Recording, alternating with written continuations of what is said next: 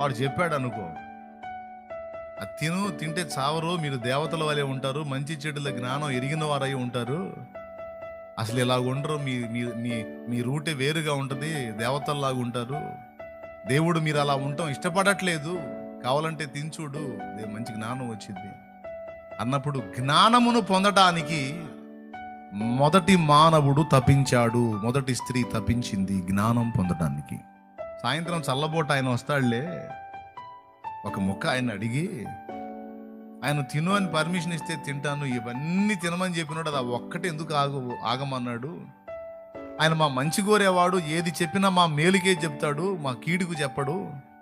కాబట్టి ఇంత మంచి చేసిన దేవుణ్ణి ఎందుకు నేను తృణీకరించాలి? సాయంత్రం ఎటుగోడి వస్తాడు, కాసేపు ఆయన రాక కోసం ఎదురు చూసి ఆయన వచ్చినాక ఆయన అడిగే తింటానంటే ఇంకొక టైపులో ఉండేది పరిస్థితి.